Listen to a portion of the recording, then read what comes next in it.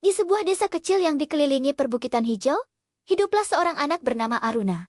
Ia bukan yang paling pintar atau paling kuat, tapi hatinya sangat lembut dan penuh kebaikan. Setiap pagi, ia berjalan ke sekolah, menyapa burung, memberi makan hewan, dan membantu nenek tua menyapu halaman. Baginya, semua itu adalah kebiasaan, bukan hal istimewa. Namun, dunia di sekitarnya tidak selalu sehangat hatinya. Banyak orang sibuk dengan urusan masing-masing, mudah marah, dan sering mengeluh. Kebaikan sering dianggap sebagai hal yang sepele, bahkan kelemahan. Suatu hari, Aruna melihat seorang anak laki-laki bernama Bima menangis di pinggir jalan. Bima baru pindah, tersesat, dan diejek karena penampilannya yang lusuh.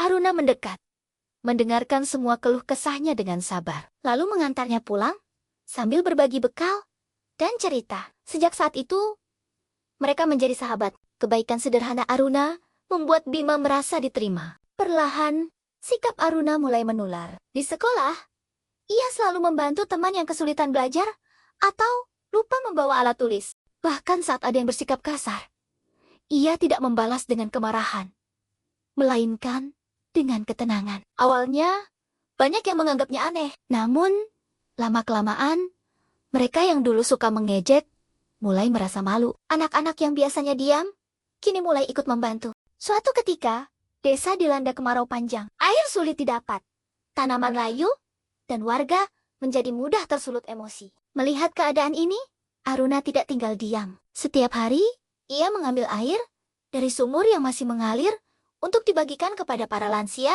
dan anak-anak. Ia tidak pernah mengeluh, meski harus berjalan jauh dengan ember yang berat. Melihat kegigihan Aruna, beberapa warga mulai tersentuh. Satu persatu, mereka ikut membantu. Ada yang mengangkat ember, ada yang berbagi sisa air mereka. Perlahan, suasana desa yang tadinya penuh keluhan berubah menjadi penuh kerjasama. Seorang ibu yang awalnya sering mengeluh, datang pada Aruna dengan mata berkaca-kaca, mengatakan bahwa sikap Aruna mengingatkannya kembali pada arti berbagi. Tentu saja, perjalanan kebaikan tidak selalu mulus. Suatu hari, Aruna mendengar seseorang berkata bahwa semua yang ia lakukan hanyalah sia-sia dan tidak akan mengubah apapun. Kata-kata itu menusuk hatinya. Malam itu, Ia duduk termenung bertanya-tanya.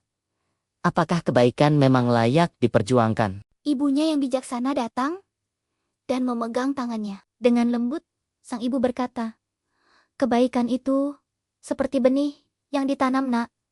Hasilnya tidak selalu langsung terlihat. Kadang ia tumbuh di tempat yang tidak pernah kita duga." Kata-kata itu menguatkan Aruna. Keesokan harinya, ia kembali tersenyum dan berbuat baik seperti biasa, tanpa memikirkan pujian atau penilaian orang lain. Ia hanya ingin hatinya tetap jujur dan tulus. Waktu berlalu.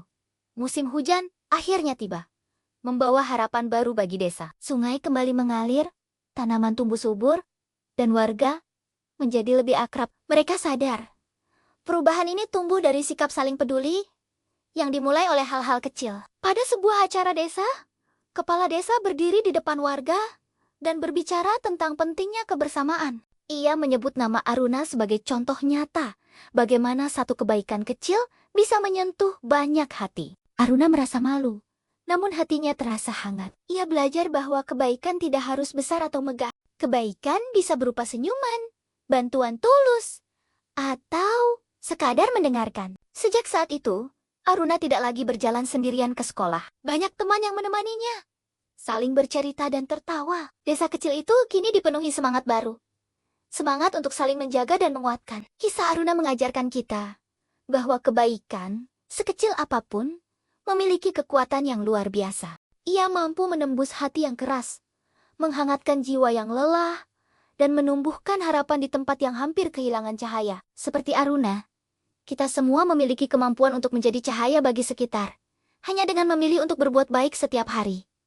Terima kasih sudah menonton. Jangan lupa untuk menyebarkan kebaikan hari ini, dan sampai jumpa di video berikutnya.